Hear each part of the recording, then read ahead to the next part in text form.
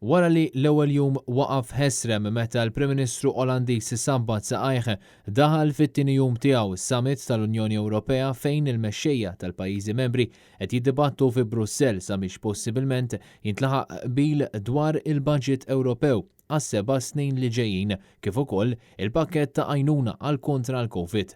Fl-aħħar sigħat jidher li l-President tal-Kunsill Ewropew Charles Michel preżenta pakkett aġġornat sabiex jikkonvinċi lill pajjiżi kollha ħalli jaslu għal qbil unanimu. Jirriżulta li din il-proposta taf tkun aktar aċċettabbli għal pajjiżi bħal l-Olanda, l-Awstrija, id-Danimarka u l-Iżvezja. Il-proposta ta' Michel ġiet preżentata f'dokument estensiv ta' 65 paġna u b'mod konkret se tkun tfisser tnaqqis ta' 50 biljun euro fejn jidħol ir-Recovery Fund li minn grants se jkunu qed jingħataw f'self xi ħaġa li tmur kontra ix-xewqa tal-Italja.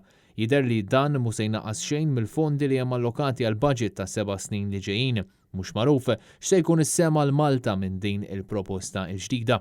Fi żvilupp li seħħ tul il-ġurnata tas-Sibt jidher li l-mexxejja nqasmu fi gruppi żgħar meqjusa bħala gruppi bilaterali biex issir konsultazzjoni u diskussjoni aktar fid-dettall. Analisti politiċi qed jgħidu li xorta għadu ferm diffiċli għal mexxejja Ewropej biex jintlaħaq qbil fil-ħin li ġej f'dan is-summit.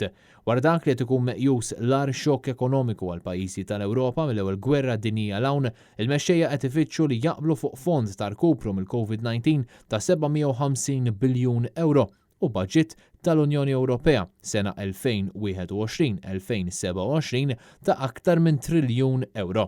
Mill-aspett lokali, l-attenzjoni iddur fuq dak li qed isir min-naħa tal-Prim Ministru Malti bit-tama li pajjiżna jikseb pakkett aktar b'saħħtu minn dak tal-2013 meta l-eks Prim Ministru Lawrence Gonzi kien irnexxielu iġib lejn Malta 1.2 biljun euro.